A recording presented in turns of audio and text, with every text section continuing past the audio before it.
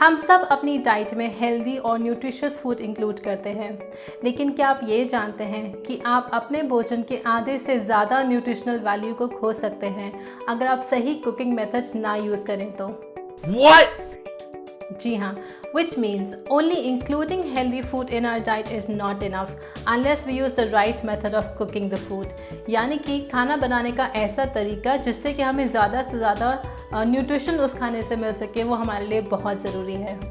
तो चलिए आज के इस वीडियो में हम जानेंगे कुकिंग के दौरान होने वाली कुछ ऐसी गलतियाँ जिनसे कि हमारे भोजन की न्यूट्रिशनल वैल्यू डिप्रिशिएट हो जाती है।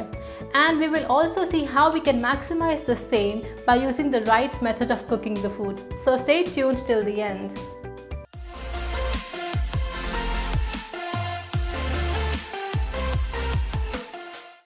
कुकिंग के दौरान हमारा भोजन कई स्टेजेस से गुजरता है, जैसे कि washing, piling, cutting, grinding, mixing etcetera. इन्हें हम कह सकते हैं प्री कुकिंग मेथड्स। पीलिंग यानी कि छीलना। फ्रूट्स एंड वेजिटेबल्स को छीलते हुए हमेशा ये कोशिश करें कि आप उसे जितना पतला हो सके, जितना बारीक हो सके छिलें, बिकॉज थिक पील्स के साथ में आप थोड़ा सा एडिबल पोर्शन भी लूज़ कर देते हैं and that would mean some nutritional loss as well. In fact अगर कुछ ऐसे फ्रूट्स एंड वेजिटेबल्स हैं जिन्हें आप बिना छिले भी कंज्यूम कर सकते हैं, please go ahead with that. Cutting. Maximum nutritional value पाने के लिए आप फ्रूट्स एंड वेजिटेबल्स को छोटे और पतले टुकड़ों में नहीं बल्कि बिग साइज पीसेस में काटिए, जिससे कि उसके अंदर का विटामिन सी कंटेंट जो है वो इंटैक्ट रहे। The same rule applies for grating and grinding as well. Soaking. कुछ प्रिपरेशंस ऐसे हैं जैसे कि पल्सेस एंड राइस, जहाँ पर कि हम जनरली दाल चावल को कुछ देर के लिए पानी में भिगो कर रखते हैं। अब आप ये बात का ध्यान रखिए कि आप जितना ज़्यादा लंबे समय के लिए दाल या चावल को पानी में भिगो के रखते हैं उतना ज़्यादा होता है न्यूट्रिशनल लॉस, क्योंकि पानी में जो water soluble minerals and vitamins हैं वो उस पानी में घुल जाते हैं। लेकिन अगर आप वही पानी कुकिंग के लिए इस्तेमाल कर लेते हैं तो वही न्यूट्रिशनल वैल्यूज़ आपको वापस मिल सकती हैं। और हाँ, अगर आप वही पानी जिसमें आपने चावल को भिगोया था, अगर आप उसी पानी को कुकिंग में इस्तेमाल करने वाले हैं, then let me tell you it is best to soak dal और राइस इन वाटर ओवरनाइट। यानी कि आप रात भर दाल या चावल को भिगो कर पानी में रख दें अगर आप वही पानी इस्तेमाल करने वाले हैं कुकिंग के लिए, क्योंकि ये आपके डाइजेशन के लिए बहुत अच्छा रहता है। चलिए अब जानते हैं कुछ ऐसे प्री कुकिंग मेथड्स जिनसे कि न्यूट्रिशनल लॉस नहीं बल्कि गेन होता है। स्प्राउटिंग। मार्केट से जो हम ड्राई पल्सेस खरीदते हैं उनमें विटामिन सी नहीं होता है, लेकिन अगर हम उन दालों को स्प्राउट्स के फॉर्म में खाते हैं तो उससे हमें विटामिन सी भी मिलता है और दालों में एग्जिस्टिंग विटामिन बी की मात्रा भी पहले से बढ़ जाती है। And the same goes for fermentation. जी हाँ, फर्मेंटेशन के दौरान कुछ ऐसे माइक्रो ऑर्गेनिजम्स की ग्रोथ होती है जो कि हमारी हेल्थ के लिए फ़ायदेमंद है।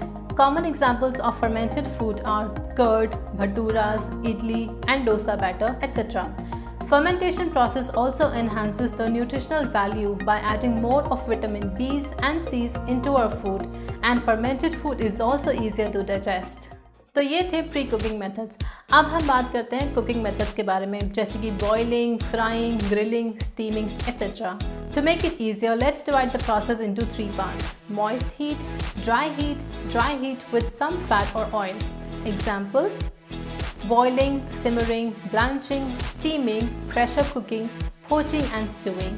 इन सभी मेथड्स में हीट के साथ साथ थोड़ा सा पानी भी इस्तेमाल किया जाता है, और जैसे कि मैंने आपको पहले ही बताया था, पानी के इस्तेमाल से जो वाटर सॉल्युबल मिनरल्स और विटामिन जैसे कि विटामिन बी एंड सी हैं वो उस पानी में नष्ट हो जाते हैं।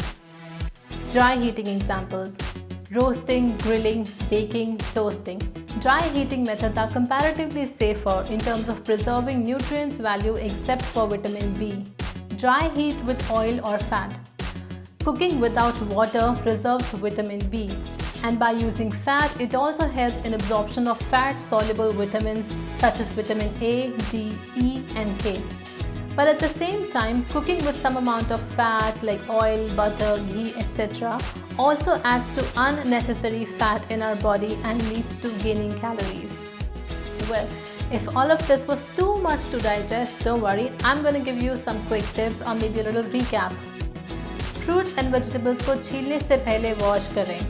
फ्रूट्स और वेजिटेबल्स तभी काटें जब उनका इस्तेमाल करना हो। जितना हो सके कुकिंग में कम से कम पानी यूज़ करें और कम आंच पे पकाएं। हमेशा बर्तन को टाइटली कवर करके कुकिंग करें ताकि पानी में घुल जाने वाले विटामिन भाप बनके ना उड़ें।